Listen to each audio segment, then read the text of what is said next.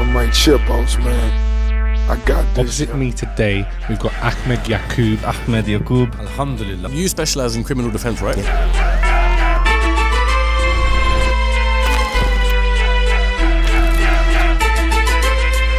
a defence for every offence.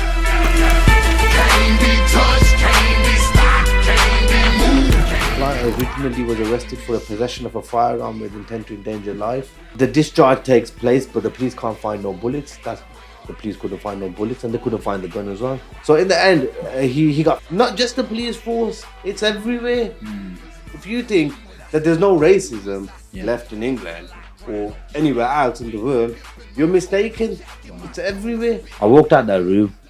Yeah, God's my witness, and I've had a single penny in my pocket. And I've just shook on a 6-figure deal. You're being arrested under section... These are words we never want to hear.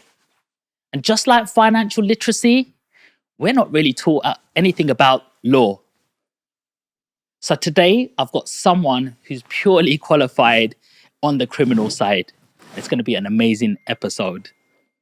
His taglines, remember, there's a defense for every offense. Let's welcome Akhmed Yakoob. How you doing, bro? I'm good, brother. How are you? Thank you for the introduction.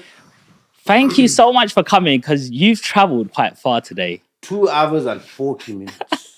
I feel honored, bro. I feel honored for the invite. I wasn't driving. I was sitting in the passenger seat. Yes. So it's all right. It wasn't that bad. Yes. So how's your week been? Like, what does your week look like, bro? This week, Monday was bank holiday. Yes. Tuesday, what did I get up to? I was in Liverpool.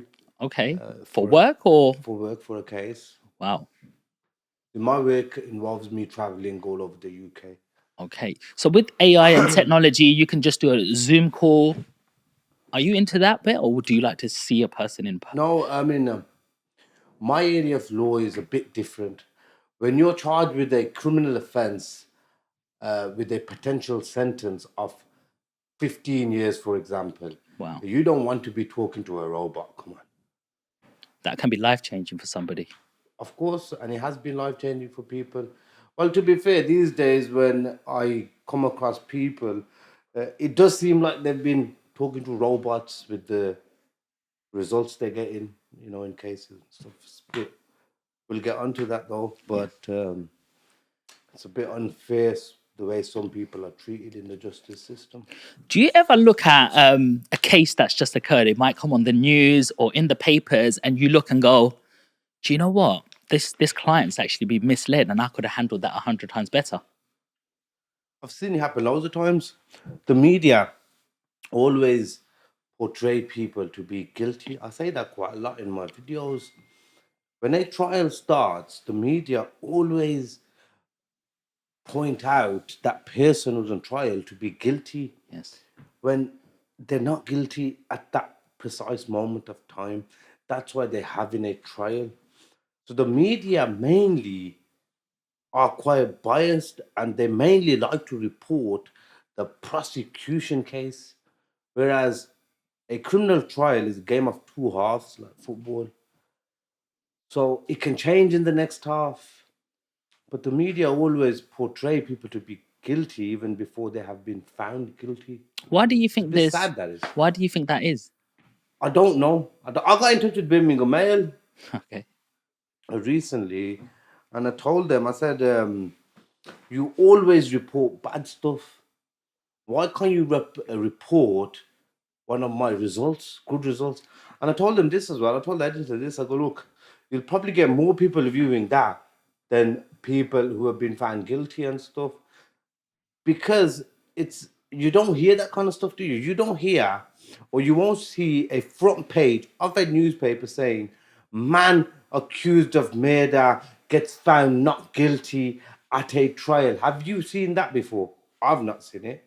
They say bad news sells. Bad news sells, but I think in criminal law or crime purposes, I think a bit of good news would be good. So recently, Birmingham Mail did publish one of my good results. Okay. And I was quite happy with that, to be fair. So are you changing the game? I think I am. Yeah, I think I already changed it. So where did the tag name come from? Tagline. Tagline, sorry. Defense for every offense. See, I started making videos on Instagram. It started off on Instagram first, and then it went over to TikTok. I started making videos during COVID, which is about 2.5 years ago now. That's when I was there, bro. I wasn't there in the background going, yes. You were there from the start, innit? Trust me, I was You always seen the liking it. growth. I think I've I seen started it. from 3,000 followers, and then I'm 90 plus now. But Your yeah, camera skills have got really good as well. I have to say that. they have, haven't they? Yeah, I have to be honest because I'm not one of them crowd pleasers and say you were amazing from the start. What do you mean, camera skills? Like in terms of the way you talk, the way you look at the camera, delivery. your confidence, your delivery, the start, middle, Yeah, and but- there's an art to that. What your relevance, what you're saying, has always been good, which is why I've been following. But you're just like a natural, like you're ready for TV, bro. Okay. You're gassing me up, bro. I'm being honest. See, I what wouldn't call you a voice. See, the thing is, yeah, what I say to people, if you're confident in doing something, Yeah. half of the job is done. There you go. If you're offered an opportunity and you don't know how to do it, accept the opportunity and then learn how to do it. Yes. Get it? Anybody can learn how to do anything, especially in this day and age. Definitely. I think somebody really famous said them words actually. He was I'll like, tell you who he was. go on. Richard Branson. That's it. The Virgin Richard guy. Branson said it. I read quite a lot. Okay. And I read famous people's stories and I read famous people's quotes. You have to try to be around positivity. And if you are reading about people that you aspire to be like, that inspire you, sooner or later you'll get there. Yeah. Do you think it's a shortcut? Like, not in terms of like, trying to climb the ladder too quick. But I never used to read. I'll be honest. I came to 34, 35, 2-3 years ago, and I thought I've reached the ceiling now. And then I started opening books, and it wasn't like I wasn't coachable. It was more like, oh, I've got my granddad telling me, my dad's telling me about business. I've done a degree, and I'm going through the ranks. But it came where I hit a ceiling now. Don't know any more information. And then I started reading autobiographies, and one of the first ones was even Kevin Hart. And he's a comedian on stage. It talks a lot of sense. Yeah. But at the start, you think, that this guy's always been a comedian, always had money. But when you read the book, he started off very poor. His dad was into drugs, like almost single family background. And you think, wow, how did he do that? Do you know what I mean? So it's reading. A man who doesn't read doesn't have no advantage over the person who reads. yes, 100. You probably read that somewhere before as well. Well, Kevin Hart, I was reading about him that day. I seen a clip of his that day, and he said something that stuck by me. He said, I don't have no energy to argue with people or to have a disagreement with people. If someone says they are right, even if I know deep down that they are wrong, I'll agree with them. Yeah, you're right. Just to avoid that conflict, just to avoid that encounter. Well, especially your time is very precious. Everyone's time's precious. Yes. Clock's ticking, brother. Well, especially with you, probably £500 an hour. You wish. Sorry, did I go too low? Yeah. So, how much is it then? I don't know. I need to get in trouble to find out. Depends. Depends how much trouble you're in. Okay. Well, I'm going to be a little bit selfish here and ask you a selfish question because I have been stopped by the police a few times. Once I was in my little KA. I'll stop you too to see you. Thanks, bro. But I'm coming at this side road. I must have put the gas down a little bit. I think I was 17, 18, and it just wheel spinned a little bit. And then a police van was right up me. Boom, flashing lights. So I went, I've never been stopped before, so I started getting anxiety. Hearts up here, boom, boom, boom, boom, boom. And they come to me and they go, switch your engine off. And I was like, okay, cool. And they were like, throw your keys out. I'm like, okay, here you go. It goes, who are you? And I went, here's my, get your hands out your pockets, out the car. Guys Hands where we could see them. Yeah, guys were with guns all around me. And I'm like, what the is going on? I felt violated. I felt you're in my personal space. I'm a good law-abiding citizen. And right arm up. Okay, no tattoo there. Okay, yeah, it looked like mistaken identity. And then they all just walked off without apologizing, without saying, sorry, mistake, you can go, and just walked away. And it felt like They just violated you. violated me. They just violated you. Totally. Like, what are my rights in that sort of That situations? That happens. And are they allowed to do that? Of course they're not, but they do it. And they can get away with it because they'll say it was a case of mistaken identity and we thought it was so-and-so in the car. Had we not stopped the car and he had been a real person, he would have gone and done something. They get away with a lot of stuff. I was watching a video on Instagram, I think it's on Just Bait just posted it. Police officers that killed 2 dogs. Oh, yeah, so it saw it being shot. Why aren't they going to get away with it? And that's Because they'll somebody's... say the dogs were about to attack him because they're about to arrest the owner. Come on, man. I saw another video actually yesterday. I don't know how, but a guy was next to a police station and he's flying his drone, and he had a video camera there, and he was being like put into cuffs. And this guy knew his rights, and the police officer was bullying him, holding his cuffs and pushing it down onto his hands. And he looked to the other. He goes, "You're supposed to be protecting me. I haven't been convicted of anything right now. I know I'm within my rights of Section 1, blah blah blah." And this guy just wanted to violate this guy because he was like, it was like an ego thing. It came into it, and then he posted this little letter on top and saying, "I just got £3,600 compensation because Deserves it. he submitted it." See, the thing is this now. I'll be straight with you. I know police officers. I know ex-police officers. Most people who get into the police force, any area, the people who've probably been bullied in their school life, and now they've got into a job that gives them that power. Right. So the ones, not all of them, the ones that do abuse their power, like we just mentioned, they probably had a background like that. They've probably been bullied in school. So they're thinking, now, people are used to bully me in school. Let me show you, you know. And I've actually spoke to police officers. I've got a lot of friends who are police officers. Yep. Not all of them are the same. No. But they've told me this. And it makes sense. If power is given to someone who can't control it, Yep. disaster happens.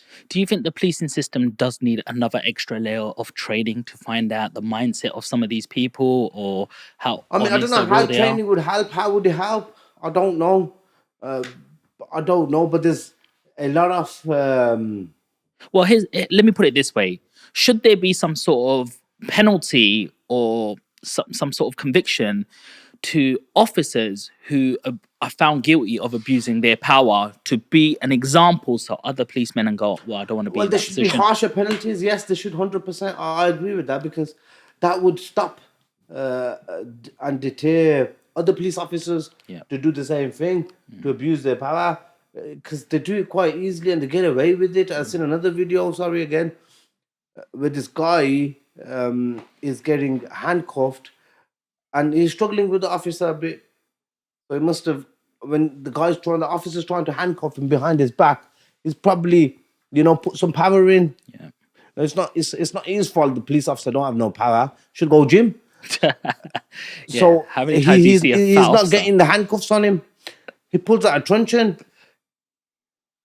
and he starts hitting him with the truncheon. And then this guy's family is the ones who are recording this police officer. Wow. And I could hear kids in the background too. Wow. So this guy is probably getting battered, assaulted by a police officer whilst his family is watching. Wow. Whilst that little kid is watching. What kind of image is that kid going to have of the police force? I don't want to talk bad against the police, because at the end of the day, if your house gets burgled, your family member gets robbed, who are you going to call? You're going to phone the police, aren't you? Yeah. In your opinion, because you deal with so many cases, I've seen too much. Yeah, you've seen hundreds of cases, if not thousands, and you see, you must feel the energy of what's happening in a lot of these cases. Do you feel, in your own opinion, that racism exists? Of course it does. Racism exists. When I'm dealing with a case right now. Right now I'm dealing with a case where I can't get into it too much because it's an ongoing case. Sure. But a police officer was called a fat, packy by another colleague, Wow. by a white colleague. Wow. Don't want to get too much into it. Sure. But it happens. Same thing. Not just the police force. It's everywhere. If you think that there's no racism Yeah. left in England or anywhere else in the world, you're mistaken. It's everywhere. You know? It's weird you say that. That's what he said, because in my opinion, I felt that racism is felt more than said. Do you know what I mean? Like people treating you differently rather than saying something, so you can't even say anything. See, with me, I am very aware of my surroundings. So I can tell, I'm not saying I'm psychic or anything, I can tell when somebody is acting funny, when somebody is just making a sarcastic comment and they're dropping a little joke, but really they mean it. I can tell. And you're right what you just said, you get treated differently. You know? I mean, especially in now. certain environments, and you don't feel welcome. But then that's up to you. You have to build yourself up Yeah. to such a standard Yeah. that they can't do nothing apart from just talk about you. Yeah. That's it. 100. Like I can relate to you there, because And they don't have the balls to come and say it to your face. They could do what they like, you know. it's weird, because like some of my friends will tell me, oh, this happened, that happened, and I'm like, I don't see it, but maybe I'm in different rooms now. You know, we're talking about different deals, and we can afford a little bit better place, and sometimes we don't take it that much. But if I'm going for a lunch and it's 100 quid, it's not too much for what we're doing. But for an average person, it's like 100 quid for just a bit of lunch. I want a Subway for 5, 10 quid or 15 quid. And they go, oh, but that guy spoke to me like this, and it felt like I just got bullied, and everybody like sort of jumped into the conversation when I know I was purely right. So I can definitely sort of agree with you on that sort of point. But Ahmed, I want to know a little bit more about the man behind all of this. You know, so you said you're from Birmingham. Where did it all begin? I want to know what sort of mentorship that you've had and what's built this man in front of me. With me, I have to be honest with you, it's been self-taught. Whatever I've mainly learned, it's been self-taught. I didn't have much of a school qualification. I got thrown out of school in year 10, so I Wow. didn't do my year 10 and year 11 at school, so I had to go back just to do my GCSEs. I passed my GCSEs. I got 4 GCSEs without going to year 10 or year 11, which shows what our schooling system is like. It's basically designed to pass exams. It doesn't design you. Sorry, it's not designed to get you rich. It's not designed to make you think out the box. It's not designed to make you a champion. It's designed to make you a competitor, and that's it. The mindset, they don't teach mindsets. I think that should be taught to little kids, because rather than teaching stuff that's not going to benefit them whatsoever, they should teach mindset, you know, and teach you how to stand out from the crowd, not just follow the crowd. So that's your academic side. What about your side hustles? What's your first experience of work, or what did you enjoy doing? Well, my first job was, my father was a milkman. Okay. So my first job was delivering milk Okay. So early mornings. early mornings. Right. That was my first ever job. And What time did you have to wake up? About 3 a.m. 3 a.m. That's not even early. That's like. Mind you, I get up at 4 a.m. still. Okay. Till this day, I'm early. Do you think that conditioned you? Yeah, that conditioned me. My father conditioned me a lot in terms of hard work. The structure. But the thing is, my father, the stories, up until this day, he tells me some stories. Whereas they didn't know where their next meal is going to come from. You get it? They never had the choice or the option of buying new clothes. It used to be getting the washing up powder to clean those clothes. That was a luxury. Yeah. Do you get it? Yes. So I've been brought up with all these stories that my father used to tell me. Yes. Do you Very get it? humbly. Very humbling. So you appreciate everything. You have to appreciate everything. Yeah. And this is what's getting lost currently. It's getting Well, lost. people make a bit of money and they forget about everything. Yeah. You know, they forget about the chicken and chips days. They'll be chilling in Yeah. Mayfair. Yeah. I don't get along with people like that. No. I hate people like that. I can't stand them, brother. I was sitting yesterday here with Michael Venom Page. I'm telling you, apart from you, one of the best guests. I'm the best. Second best. But I'm just saying, the guy had no ego. 2 weeks before, he was sitting with 50 Cent, going for a drive, and he goes, 50 was talking about this and that show and this. He was with Mayweather because he's one of the top. And I'm like, you're just so normal. And he goes, why do I have to be anything different? Oh, HBO just said, how do you feel about being the first Bellator champion, being on this stage, that stage? And he goes, I don't care. Like, that doesn't mean anything. I'm fighting. I'm going to fight. Why are you putting pressure on me? Do you know what I mean? So people forget that bit. Don't And forget that the real people, they won't. They'll be humble. as soon as people get a little bit of money, they think confidence comes by putting some Gucci, Armani, this watch, that watch, and they got nothing in the bank account, but they want to enter that room with a status, and they think that's got in them I've seen power. people like that. They'll have 100 grand. They'll spend 80 on a car, and they'll spend the rest 95, 15 or 45, whatever it is, on clothes. Yeah. And they'll have nothing in the bank account, but they look the real deal, man. But the thing is, you know what it is? I can sit with someone. I'm like a scanner. I can sit with someone and see, look, you know what? This guy's just talking, you know. Because it don't make sense. Yeah. They say the empty containers, the ones will make the loudest noise. Yes. So a real man won't have to show up. I'm not saying I don't drive supercars, but a real man doesn't have to show up in a supercar all the But you time deserve it, though. to show his status, or he doesn't have to. I see a lot of people self-praising, like bigging themselves up. And that as well, when a man needs to praise himself, sitting in a room with other people and say, I've done this, I've done that, I've done this, I've done that. That to me is no good. That to me is a sign that I shouldn't be associating myself with this guy because the guy's fake. A real man does not need to say how good he is. People already know how good they are. Earlier on, you said a little bit about mindset, and something that can't even be taught is your subconscious, your gut feeling.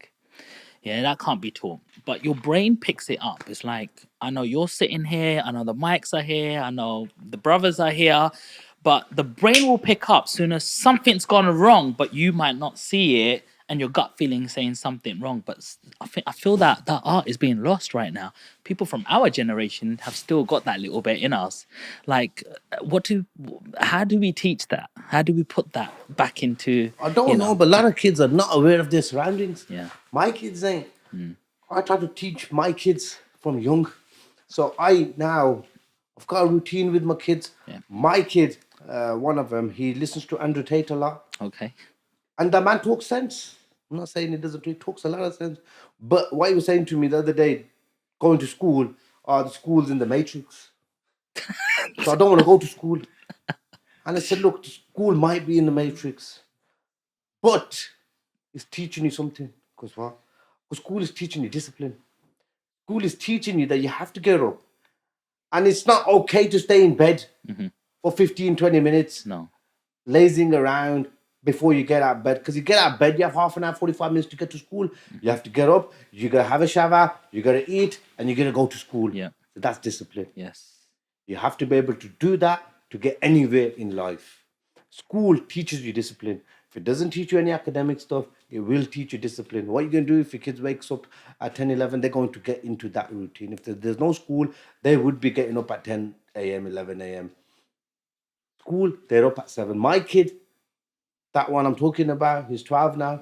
He gets up with me at 4:30. Wow. We go to the mosque together. Lovely. Most days, he doesn't go for a run. But some days he runs twice or 3 times a week because he boxes, he'll run. And I told him, Amazing. I said, if you want to do something, Yeah. you have to be disciplined. Yeah. And I'm teaching you this early because I don't want you to be at a disadvantage. Yeah. I don't want you to be learning all of this when you're 16, 17 No. like the rest. I want you to have a head start. That's why I'm doing this. So you're teaching your kids young, and there's nothing wrong with that. Nothing. The system says it's child abuse when you start pushing your kid a little bit extra and they call it do something that. else. The system act like they own your kids. They don't own your kids. Your kid, Your son is your son. Yeah. My son is my son. That's it. Yeah. If my son is okay with waking up early, he's going to wake up early. If he needs to go for a run because he's got championship boxing coming up, he will go for a run. If he doesn't go for a run and he goes to the ring and he loses because his stamina ran out, he ran out of steam, I've got a problem with that. Yeah. This is what I tell him. This is what I tell my son. I say, what's better, getting up and going for a run or losing? All right, they say, you know, it's about competing and stuff, but Yeah. you can't just compete and expect to lose all the time. You have to have a winning mindset. Yeah. They say you got to train harder than the fight. Of course, You got to have make the fight look easy. Muhammad Ali said, I think, train hard, fight easy. Yes. Or what did he say? He said, I hated every minute of training, but I said to myself, train now and live the rest of your life as a champion. Brilliant. Yeah. Lovely quotes. Do you think there's an advantage waking up really early in the morning? Yeah, you get a lot of stuff done. Does your mind think, like, does it actually think that everyone else is sleeping right now and I'm Everyone getting ahead? else is sleeping. I'm out here. I could do whatever I want. I can hustle. I can grind. I can do what I want. Yeah. When I get up, the first thing I do is check my messages, Insta messages, my WhatsApps, my emails. I check all of them. Then I get up. Then I go to the mosque. I pray. I come back. I'll go to the gym. And then I'm ready for my day. Before all my other family's woken up. I've got advantage over them too. It's not a competition, but to put yourself at an advantage, I think getting up early is a big factor. You get more done. You get a lot more done. By the time it's 12:01 in the afternoon, you've done your work for the day. Have a nap after that, 1 o'clock, 2 o'clock. That's what I sometimes do.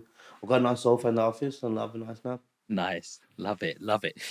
So let's go back to your journey. So you're at the you're doing some milkman rounds with your dad. What did you normally do that? Did you do that on a school day or just weekends? Or Weekends. Weekends That was you'll like do the that first for. kind of job that- And how old was you when you was doing this? Young, 13, 14, 15. Okay, brilliant. So that's where that work ethic's been implanted from what I can see. How long did you do that for? Couple of years, and then I think my father got rid of the rounds when I was about 18, 19. Okay. And that's when my brother, about 20, probably 20, till about 20. So about 6, 7 years I did that for. My father had the business, I think, way before, like, when I was young. Then my brother opened up a shop, a cosmetics shop, hair and beauty products. So I was to operate the tills on there. Okay. That got me, I think that was my advantage in people skills, talking to people, interacting with customers. Retail, because you're exposed to a lot of people coming in and out the store. Yeah. You're talking to people. Yes. And it builds that confidence in talking to people. 100. I think all these things, they help you in life. This is that's when I go out with my kids and we see my friends. I tell them, say this, say this, say this, say this. 100. And now automatically they do it. When they were young guys, I tell them now, when they see one of my friends, they'll go up to themselves. You're right, uncle. How's it going? How's this? How's that? They'll have a conversation. It's definitely a skill that's being lost. Interpersonal communication Of course, skills. People, you know. You know what? A lot of people now, it's like social media. Someone you'll see on social media and they'll be messaging you. You'll see them face to face, and they can't have a conversation with you, man. Be like, you'd be messaging me on Instagram or whatever it is, and you'd be chatting to me. But when I've seen you face to face, that shows that people have got no personalities. Their personalities is social media now. Don't know what's happened. People moving like zombies. People are these days. They'll send you a bloody good email, but then you see them face to face, and they're not that guy. They kind of look you in the eyes properly. They can't. You're one of the most awake people I've sort of like in your industry that I've seen, because I've dealt with loads of solicitors as well, doing litigation, and they're very robotic, and they keep a structure with everything, and it looks like they've just gone into the system, learn everything that they needed to, and then they stick within this. You're the system sucked them in. But you look like, you can talk to the person in the shop 1 minute and then stand in court the other, because you've got that knowledge and power. Exactly. And that comes with experience, and that comes with reading, I would say, as well. What do you think the advantage is of this personality? See, look, now the thing with me now is, like I say, look, I'm in law now. I could have done whatever I wanted, you know. I always knew I wanted to do something and do it big, do it proper. I was used to say that when I was a little kid with my friends, you know, in primary school, secondary school. I used to always say, the advantage I have over other lawyers or other people in my profession, like you said, I can interact with anyone. You know, there's a young child there who's my client. Well, he won't be that young, but, you know, 17, 18, whatever. I can go down to his level and talk to him. Someone older, I can talk to him. You know, like go to court, talk to a judge. So do you think you understand your client more? Of course you do. Of course you do. Of course you do. Amazing. So you've done these two jobs. I haven't heard anything about law yet, or you doing a law degree. How did that all come about? See that? The problem is, I wanted to tell you this. I don't have a law degree. No, I'm joking. I don't have a law degree. No, I'm joking. So basically, what happened is, I went to college. I went to Matthew Bolton College. Okay. Yeah. How old was you then? 17. Okay. 17. And I went there. Didn't do very well. Never passed my A levels. So when I went to uni, I only had, I think, half A level, AS level. Them days it was. I went to uni. They didn't want to let me in. That's the story as well. That's the story as well, to be fair. So I got hold of a man that I knew, someone I knew who'd studied in that university before. They told me to go see a particular individual, which I went to see. I seen the individual, and they said to me, "Look, you'll have to do an exam for us to consider you for a foundation degree." I said, "Okay, no problem. I'll do the exam. When is it?" He turned around and said, "It's now. Your exam is now." I thought, "Okay, no problem." I did the exam. It was an exam. The question was about marital rape. RVR, the case was called. Got a good memory, eh? RVR, and I completed the exam. He gave me 40 minutes. I'd done it in 40 minutes, just under 40 minutes. Gave him the paper. He came back. Stuart Williams, his name was. And then he turned around and said, "Look, Mr. Yakoob, I can't put you on the foundation degree." I thought, okay, damn, why? It was because I think with the exam, with the question, the way you answered the question, you don't deserve to be in a foundation degree, and I'm going to put you on the actual LLB degree, which is the qualifying law degree. Wow. But don't let me down. And I didn't let him down. Wow. So there's actually So even that as well, I wouldn't have got into uni. there's a system that somebody can bypass this and get you in still. Of course. Of course. It's up to them, isn't it? It's up to the head of the university, isn't it? So you obviously, everyone's heard this quote: "Your network is your net worth." Of course, man. Your network is everything. And I've been working all my life to build my network, and I've got a very strong network. I could get anything done. Would you agree the 5 closest people are who you're going to be most like, or around that level? Yes. But the thing is, now I've come to that stage now. People want to be like me. So I've got people around me who inspire to be like me. Beautiful. So I've gone past that stage now. But you are right. You are what your company is. I'm obviously I'm a Muslim, and our Prophet Muhammad sallallahu alaihi wasallam said this: you are what your company is. If you associate yourself with a perfume maker, you are going to smell of what? Perfume. Perfume. If you associate yourself with a coal monger, you can smell of coal. So you have to be very careful who you are associating yourself with, because negative people around you, you won't even know. You'll be thinking that they're friends and family, but they will be hating, and that can put you off your goals, even if you don't know. Sometimes it's people like you're on social media and you're everywhere, plastered. CEO cast plug for you, bro. And then Instagram, TikTok, on all these other podcasts, and like people portray hate on top of you. Like, I'm also on social media and I get a comment, and I think only family could know that about me or say that about me. And I'm like, that is one of my relatives. Like, so many people say you're doing a God's work, you're doing good thing, you're teaching us, and I know you're getting all these comments. Do you think family are supporting you, or do you think behind the curtains, Of course, you they're know? hating. Most people hate. They do. You know what I mean? I know what you're saying. Most people hate. It's not that they're hating. They just can't take the fact Yeah. that this is the same kid Mm, who we used to be with, mm, whatever, sitting there for a couple of hours, yeah. chilling, doing Yeah. nothing, Yeah. and he's gone and done this. He's left us. That's all it is. Yeah. But the thing is, once you start excelling in life, and you go to a certain altitude, Yeah. it's difficult for them people to breathe there. That's why they're not there. So don't feel bad for leaving these kind of people. Yeah. I used to feel very bad Yeah. when I used to be doing well and thinking this guy's not doing well. I'm still doing the same. But the thing is, you have to accept the fact that not everybody's going to go with you, No. come up with you.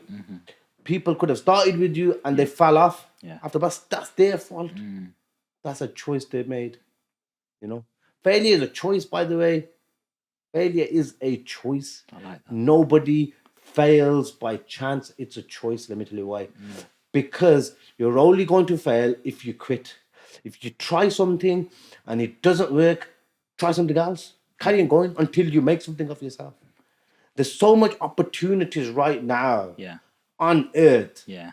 If our parents, our ancestors can come from the subcontinent with £0 in their pocket and build empires, Yeah. we are born and raised here in the United Kingdom. We're privileged.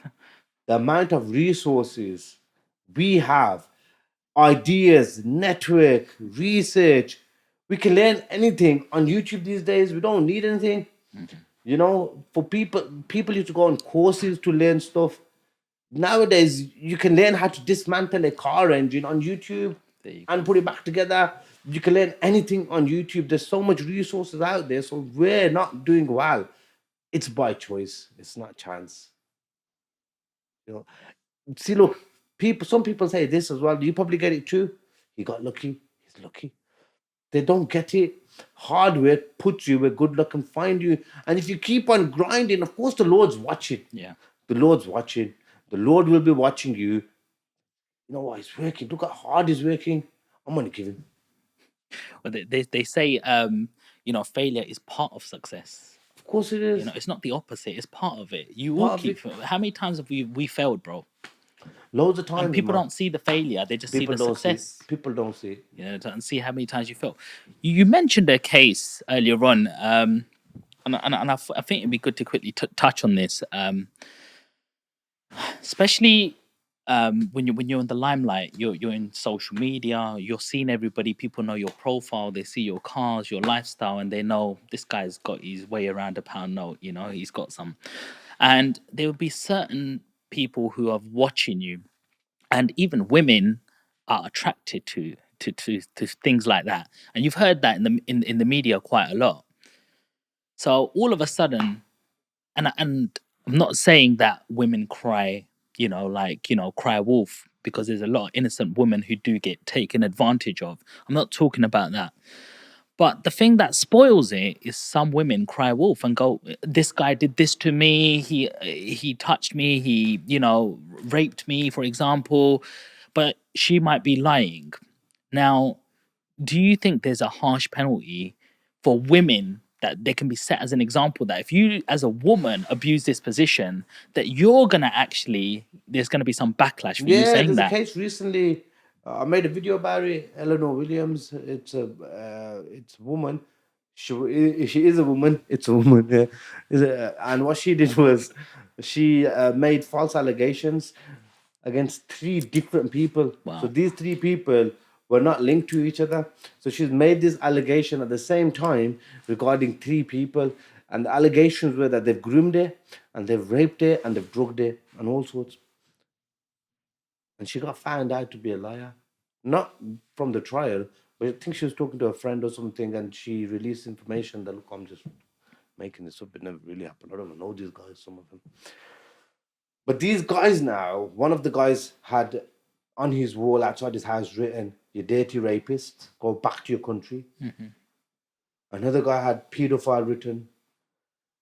And they were on remand as well, by the way. They were on remand for 4 to 5 months inside prison on a rapist wing where everybody's watching them and thinking, oh, that guy's in the rapist wing, that guy's in the... Because people automatically assume that you're guilty of an offense when you get charged, really. Even when you get arrested, they think, oh, I must have done something, no smoke without fire. But no, it doesn't work like that. A lot of people, like you got stopped. There were people. There was even one family member car just looked like proper, and he was getting arrested. You know, it's 10 times worse. It ruined your reputation. Yeah, of course. Do you know what I mean? But so she got 8 years in prison. Okay. But with those 3 guys, that's with them for life. She's gonna serve 4 years and be out. I think she should have got what they were potentially looking at. You know. They were potentially looking at 10, 15 years, so she should have got the same. But women do get away with a lot in society in general, I think. With all of these pronouns and everything that's going on, he, she, them, etc., there's certain people who are becoming women and competing in women's sports. And then they're also getting the same advantages as women are getting. And do you think men and women should be treated totally equal and the same laws apply now? Because I think certain people are making choices to become a certain gender to have a certain advantage. See, them people, the people who are making them choices, they're definitely got an advantage over a lot of other people. Because the thing is, nowadays, if somebody says something against the LGBT community, it's a big propaganda nowadays. In terms of, it's people's own preferences, isn't it? I mean, I wouldn't do it. I wouldn't change from a male to a female. I don't think none of my family members will, none of my kids will. Hopefully, none of my coming generations will, because it's not God's work, is it? Which is the truth. I'm a Muslim. But do you think the law is fair, where they favor women in certain aspects? Because there's certain people who have done a crime and then become a woman and then they get based. They've gone to a women's prison. Yes. I've read that somewhere as well, which is ridiculous, I think. So that's my point. That's ridiculous. Imagine that person who goes inside the women's prison and rapes a woman. Yes, exactly. What are they going to do then? And some people aren't even heard in prison. You know, they could be doing offences inside prison and no one's hearing about it. Exactly. Because they're thinking, if I complain, then I'm part of the trouble and my sentence goes on a little bit more. You know? So you've just done this course, you know, as we was talking about your network, you've had somebody help you get into this course. And then how did you progress through there, Ahmed? I've completed my degree. I didn't do too well. Two degree I got. Okay. Was you disheartened? With that degree, no. I was glad I passed. Okay. I was glad I passed and I finished uni. Nice. Did that leave you at a disadvantage in the workforce when you were applying for jobs? People were saying it, this stuff, but I didn't think nothing of it, to be fair. So how did you get your foot into the door somewhere first? Then, no, I had to do another course after that. Okay. The legal practice course is called LPC. I did that straight away. And how long was that? So we're talking now, we're now 2023. 2011, 12. This was 10 years ago. What kept you disciplined to carry on after that degree and get in there deeper? What did you enjoy about law? See, after college, few things happened. Whilst the first year of college, one of my close mates, he got arrested for an offence. I thought to myself, you know what? He could have easily been properly represented and he could have got off this or got away with it. That was one reason. And second, another person that I knew was involved in a big case where the family ended up paying, that person's family members ended up paying the lawyer a lot of money. And I was sitting there and I was thinking, hold up, one case, you're sitting here, you've just taken that much money of these guys just by talking to them for half an hour. I could do a lot better than you, mate. You know, you see, I was only young. Do you have to have the gift of the gab? Was you good at winning arguments? Winning people over, yeah, I think, yeah. So if you had a disagreement with somebody, would you always like win? You have to win the argument or something. Them days, Was but it one of them? nowadays it's different. Now, if someone says 2 + 2 = 5, I say yes, it is 5, and we'll walk Okay. off. Nowadays it's different. But Okay. them days probably yeah. Okay. But people think laws about arguments or being confrontational. I don't think it is. It's not. It's not. It's not. You have to know a lot of people. To be fair. So I was sitting there in the office and thinking, if that guy can do it, I can do it. Yeah. Anyway, that was my sort of goal. I knew I would make it. So you're now actually the CEO of your own firm. Yeah. How did that all come about? That happened basically. The firm I'm with now, Maurice Andrews Solicitors, the best firm in the whole of UK. Come on. And I say that with chest because I know it's true. I used to work for this firm Okay. as a volunteer in 2014 up until 2016. Then I took over in 2016. I took over the firm in October, 2nd of October 2016. 2017, I made it into a limited company. Been about 5-6 years now. And Okay.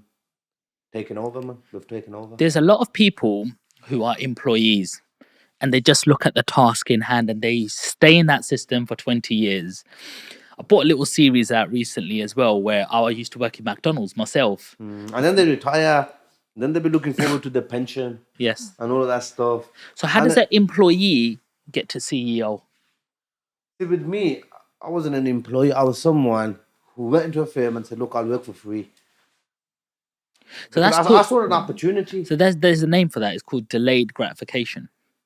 Is it? Yeah, everybody wants instant if they want it now. But now, if it's not now, I'm not interested. I'm not getting off my seat unless I'm getting paid. One guy come to me a couple of weeks ago and said, I want to get a job here. I go, okay, no problem. Go sit at reception. You start work today. He goes, what about pay? I go, I'm not going to talk to you about pay until a month. Yeah. He left.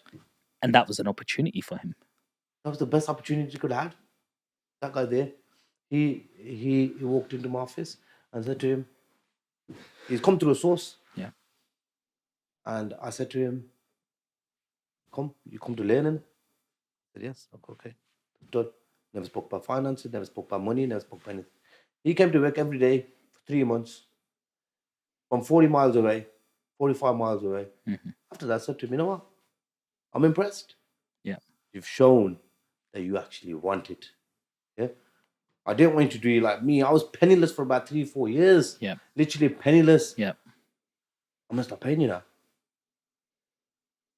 So when I saw that opportunity, I walked into the firm and I said to Maurice, Maurice, what do you want to do? He said, I want to close down. Okay, then. This guy wants to close down. We've got 2 people here. One guy who's ended his career and one guy who's just starting. I don't know. So every time I've thought of something, I've made it happen, brother. So I just had a little thought sitting there. I said to him, do you want to retire? He goes, yeah, I do want to retire. I'm winding down. I don't need no staff. I can't afford to pay the existing ones. I go, you don't need to pay me. Don't worry about that. I'll pay myself. Sit down. So I'll bring you cases. You give me a percentage out of it. Yeah. Yeah. That's how our relationship started. So when it started 1 year later, I seen Maurice. He was at reception. Came and I gave him £90. I said, what's this for? I told him, I done a statement in the morning, and this is for that statement. I said, whose client was he? I go, client just walked in, nobody else was there to see him. So I seen him and just done the statement as money. I said to him, Mr. Yakoob, you're a very honest man. So why? It's your money. He said, you know what I mean once you open your own business, when you have your own firm. I know what I meant now. But I think I won him over with trust. About a year later, I spoke to him. I said, Maurice, I want this firm. And he said, okay. I want this much for this firm. I said, I don't have that. Then we kept going back and forth for a good year. And then I made him an offer. In Scarface, the Godfather. Make him an offer I couldn't refuse. The first one, he refused it. Second one, third or fourth time, he said, okay, that's fine. So now we've shaken on it now. We've set time limits, time frames. I walked out that room, yeah. God's my witness. I never had a single penny in my pocket. and I've just shook on a 6-figure deal. Now is the time to start looking for the money now. Yes, For exactly. the money to buy the business now. so okay then. Just got into my phone, went to my phone book. By now I'm quite well known in my Right. local community. I'm getting there, you know. I'm Yes. just up and coming kid. Yes. So I found a few people and they pulled through. Was it family or extended? Because another. See, with family, the thing is, I find it hard to go to family for some reason. My dad is different. My dad's different. My dad's different. But I prefer doing it on my own, and so I preferred to go to my friends. So none of my family members could turn around and say, "Look, I gave you that money. That's what you set up." You know, stuff like that. Because they do make snidey comments sometimes. Family members do. I didn't want that to happen, so I chose to ask other people, friends, and you know, not the whole amount. So I gathered about 10 people, I think. Got the money together, gave Maurice the deposit money. I said, "Yeah," and the rest was agreed to. I agreed to give him when I'm in, and we set a time frame for the money. But I saw an opportunity in that firm. There's a few cases there which I knew will generate that much money Right. for me to pay this guy back Yes. and pay the people back that I've taken the money off. Wow. Wow. I saw that. Maurice didn't know that. Maurice is a very old school guy. He didn't know how to bill. He didn't know how to charge people. He didn't know anything like that. He was a lawyer. He wasn't a businessman. You know, I've come from a business mentality. Yeah. So I saw in that firm was enough money for me to pay this guy. Sort it out. You use your initiative. I used my initiative. At one point, I thought I'm going to fail. Like I said, failure is part of success. I thought I was going to fail. So April 2017, money's not coming in now. And these cases are not finishing. And I'm on my last overdraft now. I had a £15,000 overdraft, I think £13,500 I'd used. I had £1,500 left, and I thought, oh, bloody hell, man. And you know, there were a lot of people that said, we don't want the firm to close down in 6 months. Said it like in a joke way, but I knew they were, you know, really they mean it. They wanted to close down. And I thought, you know what? I said to myself, I said to the Lord, I go, you can help me, man. The Lord's been so. Also, Lord bless me, man. Differently. Also, the Muslim community, they believe a lot in brotherhood.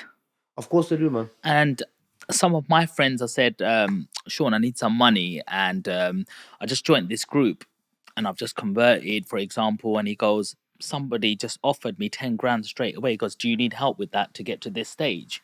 And he goes, the Muslim community, they believe like a lot in brotherhood, that one day you're going to help each other, etc. Do you think that sets the Muslim community apart from everybody else? Because everybody else is really, really selfish, just me, myself, and Well, I. to be fair, I don't know. To be fair, I mean, a lot of non-Muslims help me too. You get it? So I can't really say it's just because of the Muslim people, but a lot of Muslim people did help me. But then, like what you just said, the Jewish community are very, very known to do that. Yeah. Have a tight network and they help each other. They have like one part. Whoever needs help, they go to each other. Bro, they're all in the auctions. Exactly. And I'm like, have you got the money? Because I don't need a bridge. With these 4 people, we're going to... Bam, And it's done. That's their bridge. Do you know what I mean? So it depends who you come across, man. I think the Lord has blessed me, to meet good people. You only meet people for a reason. You meet people for a reason. You don't meet people by accident. The Lord will make you meet certain individuals, and you'll know the reason behind it sooner or later. So what makes a good businessman? What makes a good entrepreneur? Having a good team, first of all. The hard work, of course. Hard work goes without saying. If anybody's going to tell you that you're going to be successful without working hard, they're just lying to you. Yeah, you have to graft. People like Elon Musk, they still work every day. He sleeps in a factory, stuff like that. The man's a billionaire, the richest man in the world. Yeah. He doesn't even need to work, but he does it. So I think the hard work, there's no substitute for it. Yeah. That's one thing. Secondly, be your own boss as soon as possible. As soon as possible. So if you're making £5,000 working for somebody else, you'd rather cut that down and make that £1,000, but you're working for yourself. Okay. Help yourself grow. Make yourself a brand. Don't, you know, grow other people. So get out the employee mindset. This is what I say to people, like we talked about earlier. So people could be working the same job for 25 years. I had a plan when I took over my firm, this firm. I had a 5-year plan, which I've doubled. I've had, with the help of Allah, it's all from the Lord. I had a 10-year plan, which I've not got to yet. But that 10-year plan is a retirement plan. Yeah. How long are you going to do something for? Why are we going to work until we're 60, 70 like our parents did? We've come from a much better position. We've got a head start, man. You know? So I've got plans in place, which I'm going to execute. Can't wait to see that God journey. allows me to, inshallah. The world is moving so fast, It is, man. especially with AI. There was this book author, right? I was watching this morning, and really rich guy, and he's written some of the best books. And his jaw was on the floor when they asked this AI to write a book about this woman who could never have kids, and with empathy, with execution, with emotion. And he read it and he started crying like a computer read that in 4 minutes. And the whole book was written just like that. Wow. So we're looking at that, and with a world that's changing so fast, and if AI can do that, you know, AI can do a lot of things, even with Anything. technology. Like I used to pay for certain things on social media. Now I just have to put it through a system, and for £23 a month, I can do a certain something on social media, unlimited. Where that same job used to cost me £100 per doing that transaction. So it's literally disintegrated a lot of my costs. Do you think AI could take over like business such as yourself, like in terms of I have this problem, this is what I've been accused of, this was the situation, and the computer goes, well, there's your answer, not guilty under these grounds, and we'll represent you? Do you think that could ever happen? No, not in criminal law. I don't think so. Like I said, man, nobody's going to type a question into a computer and expect to get results when you're facing life in prison. I wouldn't do it. I'd rather represent myself. Yes. Can't trust technology like that, to be fair. So you got a lot of eyes watching you now. You're everywhere, and you're getting some big hate, like even from people that should be professional themselves, and they're trying to chop your tree down to make their tree look bigger. How do you deal with people like that?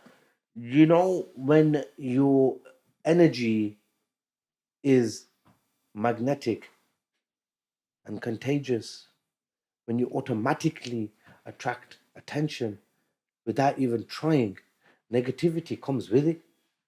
So you have to be expecting that anyway, which I did anyway. Sort of, see, even before social media, I've been a popular person. I've been a popular person since I was a kid in school. You know, I've always been like the alpha. You know, Large and in charge, yeah. you have to. So I've had people watching me and people talking bad about me all the time. Somebody sent me a clip this morning with this barrister, a fellow professional, is calling me laughable. He's saying this guy's laughable. The thing is, you're sitting there in an interview and you're talking about me. I rest my case. Done. I've done my job. You're talking about me, Free mate. marketing. Free marketing. You just spoke about me. You've been in this profession for 30, 40 years. And you're Wow. speaking about somebody who's recently come on the scene. Well, not recently. That's been 6, 7 years. I've had 6 Yeah. years out in practice. Yeah. But still recent compared to that, man. I've only left my studies just over 10 years ago. So I was studying 10 years ago. Do you get it? Which is a long, very long time. That's why I said plans. You have to plan. So a kid that was studying 10 years ago, you're talking about him in an interview on a big podcast, mate. Thank you. Boom. Done. Done, innit? Mic drop. Mic drop. Done. Right, look. Checkmate. Yes. Even though I can't play chess. Right, so look, I want to see a little bit of your resume, a little bit of your what you're capable of. Can we talk about maybe one of your most memorable cases or one of your hardest cases? What are some of the most common mistakes people make? One of the most common mistakes are talking too much. Right. Clients talk too much. And they will incriminate themselves without them even knowing. Right. My advice would be, if you've got a legal representative present, listen to that person. When you go to a doctor and the doctor prescribes you with a medication, are you going to turn around to the doctor and say, no, I don't like them, unless you're allergic to it. I don't like that medication. Give me a different one. So when you've got a criminal case, you listen to your lawyer. I've had cases where, clients, like I had a murder case, for example, Wow. last year. The trial took place last year. And my client was the only client who got acquitted of that murder. Acquitted meaning not guilty. The others pleaded to lesser offences in their end.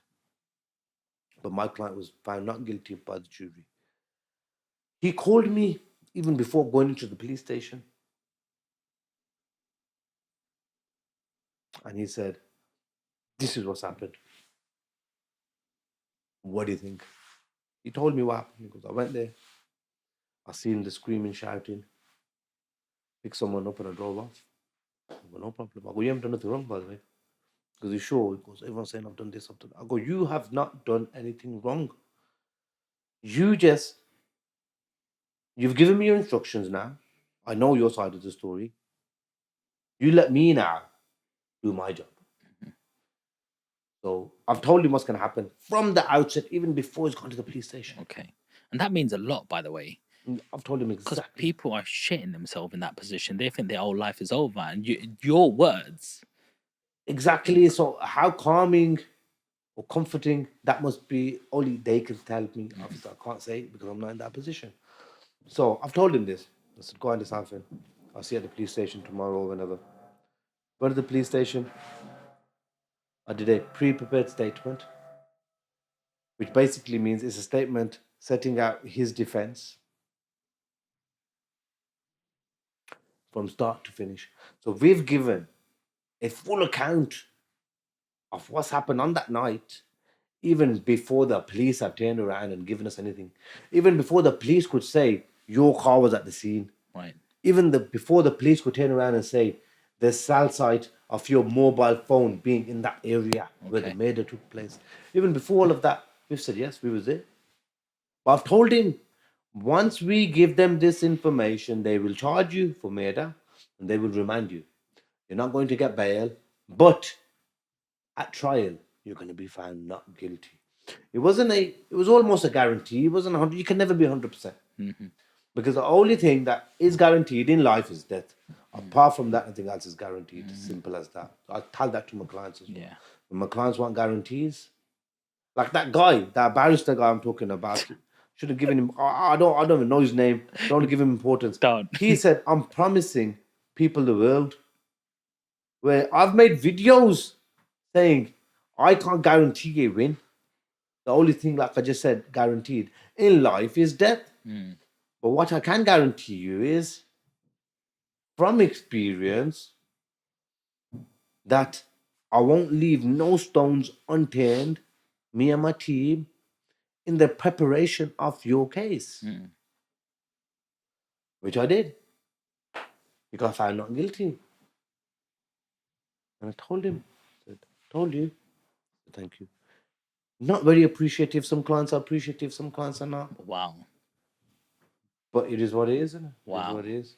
Wow. It's a job for me. Yes. I don't take it to heart. So Don't let it get to when a me. client wins, does it feel like you've also won? Do you Of celebrate course, it it's as the best well? feeling ever. It's like dopamine. I keep saying it. It's the best feeling ever. Them two words, not guilty, but trial, where you worked very hard on a case. Nothing beats that. Nothing beats that experience. Nothing beats that experience. What's been one of your worst cases? Worst cases was a case in which it was a sex case, to be fair. Where, like I said, women are given probably more priority or they're more believable in court. I don't know. There's a case, my client was charged with historic sex offenses, 2 victims.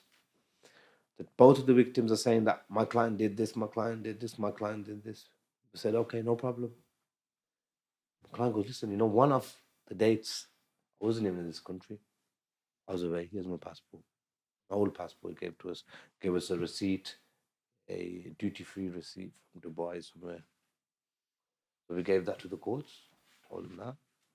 Said, okay, we'll drop that one. What about the other one? Both of the stories were similar. They said, And because it's historic, the police always ask, what's the relevance? So they both apparently had someone's birthday in the family. Both had to bake a cake or something. That's what they knew about the dates. So that case, of course, one woman got found to be a liar, so they dropped that case. And our argument was, if one's lying, the other one's lying as well, because the stories are so similar. But he got found guilty for 7 or 8 years. So there's people that are innocent, that are in prison. You know what I mean? So it's a good system. I like the system, jury trials, because you are being judged by members of public who are upstanding members of the public with no previous convictions, and they listen to both sides of the story. It's not biased.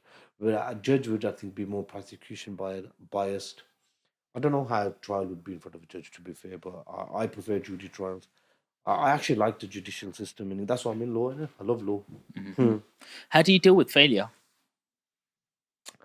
Failing cases, losing cases, or just general failure. Yeah, like when you lose a case and you spent maybe 3, 6, 9 months on this, and it's drained. You've put a lot of hard See, work, effort. No matter, it's like a boxer. When a boxer goes, Khabib was saying that he felt the same nervousness in his last fight that he felt in his first fight. You're always attached to a case, but you can't get so emotionally attached to a case that you can't focus on the other case. It's like a doctor going into an operation theater, and if their hands start shaking and trembling, they're going to kill that person. They're not going to operate properly. So if I get so too emotionally attached to a case, I don't think I can bring out the very best in me. So I'm trying my best not to get so attached. Do people come to you, or can they come to you for petty crime, such as like, well, it's not even that petty anymore. So if you're accused of being on your mobile phone in the car, it's now 6 points on your license. They can't come to me directly because Park. I've not done any motoring cases myself for 5-6 years. But at the firm, Maurice Andrews solicitors, we could cater for all offences. Okay. How do you deal with a case like firearms, a sort of case?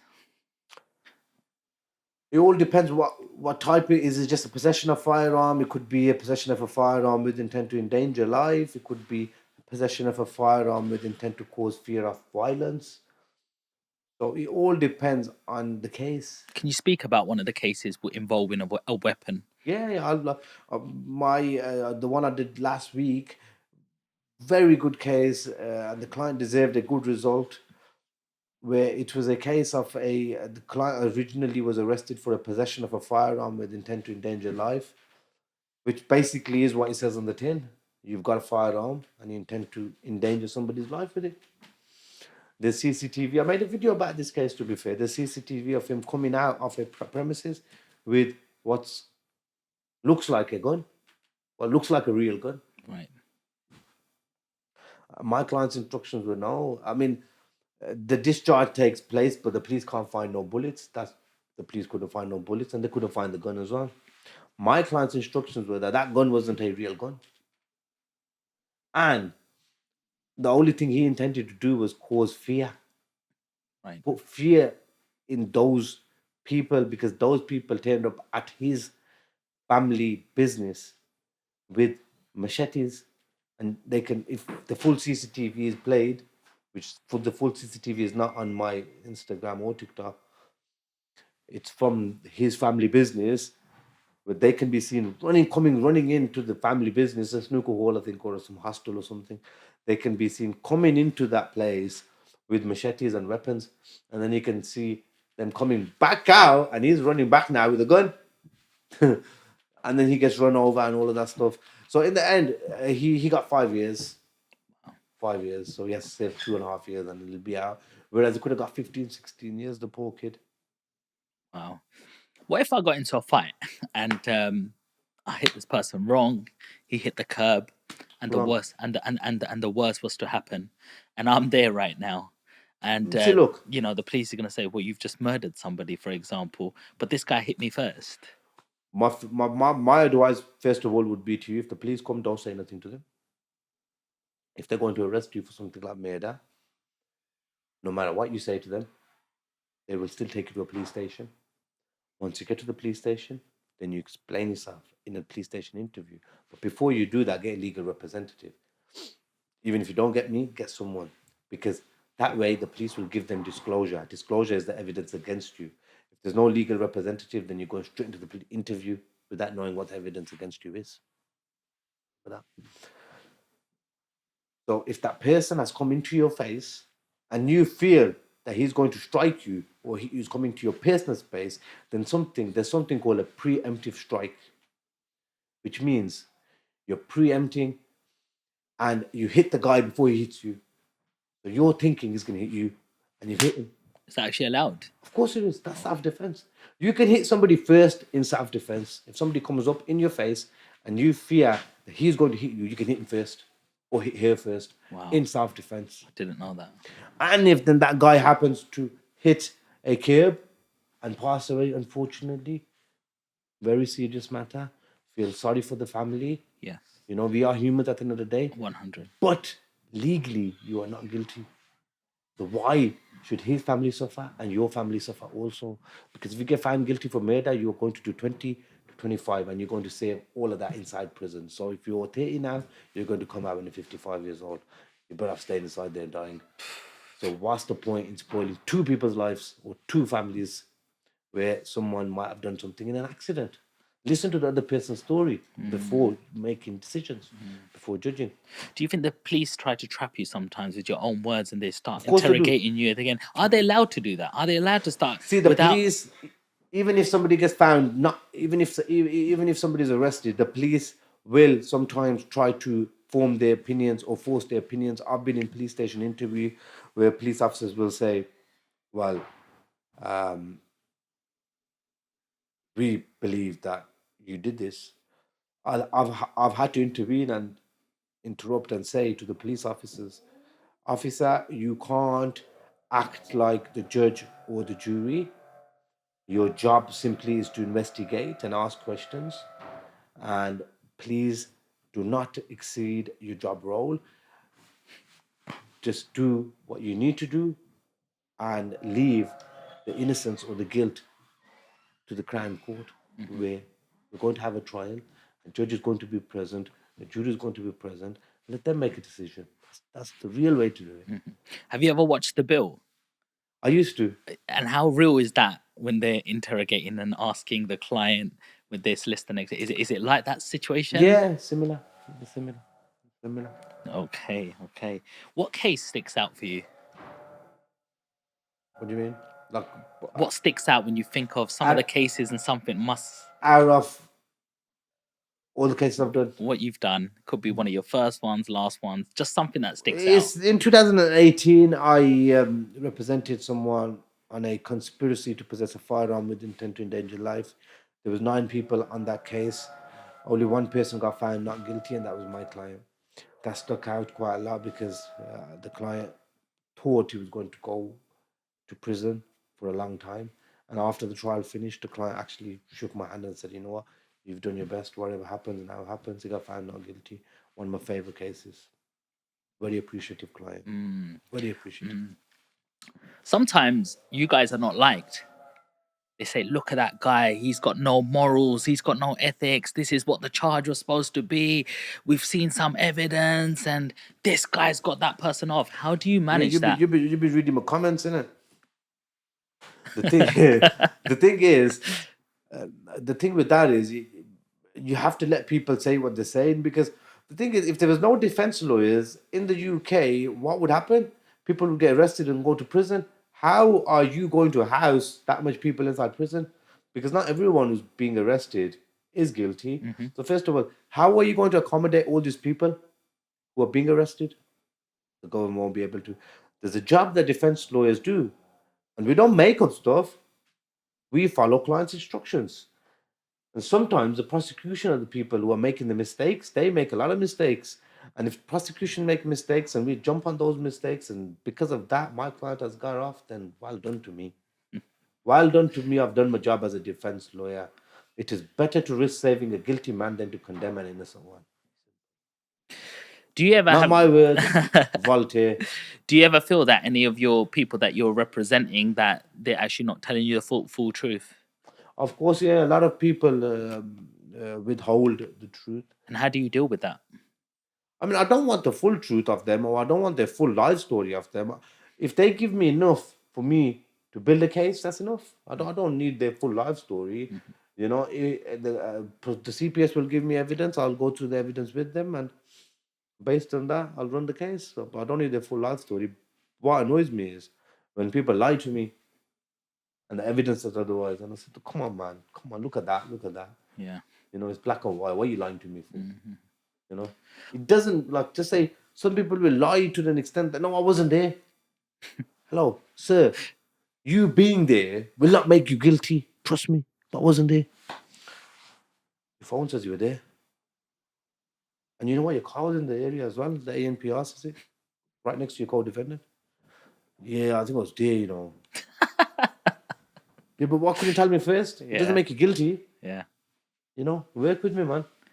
So I'm on your side. Tell your solicitor the truth. Tell them the truth, yeah. If you're not guilty, tell them. What is your biggest challenge? My biggest challenge? To get to heaven, inshallah. That's the ultimate goal, isn't it? Nice. Well, do you wish there's any questions that I actually asked you? No, not really. I think you've covered quite a lot. We tried to cover as much as. Is there anything that you wanted to say in this podcast or get a message out? Yes. Yes. It's regarding the recent arrest of the former Prime Minister Yes. Pakistan. Okay. See, whether he got arrested on fraud, on corruption charges and fraud charges, whether he's guilty or not guilty, that will be decided in due course. But the way the videos and the clips that are going around showing him being arrested, I think that is wrong on a different scale.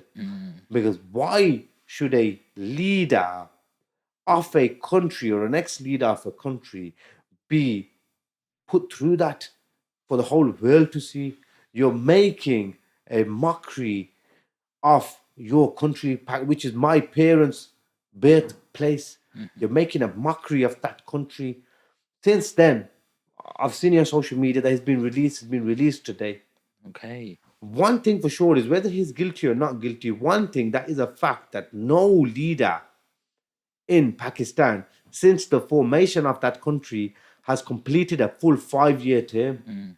They don't. It's like they've got other people who are above and beyond the government who are making the decisions. And good people who talk sense, who stand up to people who are trying to run the governments, who stand up to them people and say, no, let me run this country as a democratic country. They end up getting killed, or they end up losing power, or they end up getting arrested. And this has been happening for 70 plus years since the formation of that country. I just feel sorry for clean-hearted people and good people like Imran. I really like Imran Khan, to be fair.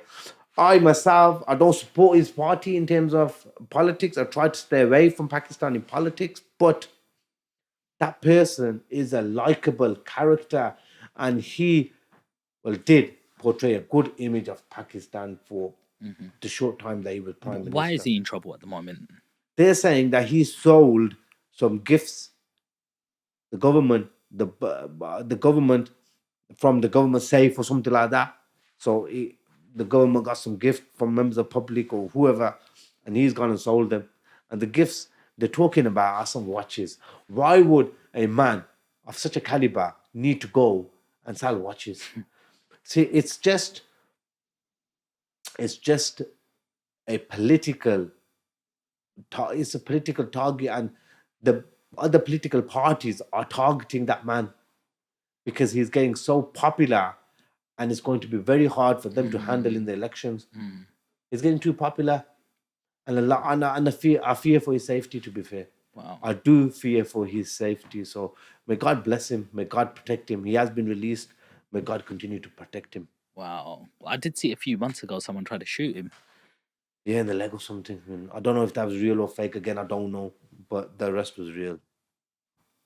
sometimes like when people are in the limelight, they consider like targets. Like I don't know if you remember Sidhu Musewala. He was a legend, man. He was, He was a legend. and Again, he went into politics. He had all these followers from the music industry, and next minute it just felt like they managed him out. killed him, man. Killed him. He was a good guy. He used to talk sense. He used to talk a lot of sense. I used to listen to him for a lot. And to be fair, it's like him. He knew what was going to happen. Look at the couple of songs he sang. Yeah, they hit home. 5. There's a few. It's a new one that he's got out when he says he's walking down the street and there will be billboards and everything with his name on it. It makes me emotional hearing that because he's like, the guy's not even hear it. And he goes, you'll see me one day walking down and I'll be all over billboards. Exactly, but man. that guy ain't here, you know? Amazing. Look, it's been amazing having you on the podcast. You've made such a great effort coming all the way from Birmingham and everything. Birmingham, you know. Big My up Birmingham. hometown. Come on. Big up Birmingham. There we go. No. Plug it in because my mum's from Birmingham. His mum from Birmingham. Come on, there we go. I'm from Birmingham. 11 uncles and aunties all from there. All my cousins. And 333 aunties and uncles. big up. Big up to all of them. Acox Green. Green Hall. Aston. Edge Baston. Solihull. This is going to become a competition now. High five, bro. Don't leave me hanging. Sorry, there we go. Just before I go, I'd like to say something. Yes. There's a defense for every offense. There we go, guys. I hope you enjoyed that podcast and it's given you a lot of insight. I hope you like, comment, share all of this to your friends, family, because Mr. Yakoob here has shared so many gems. So join us on the next one and I'll catch you there. Peace.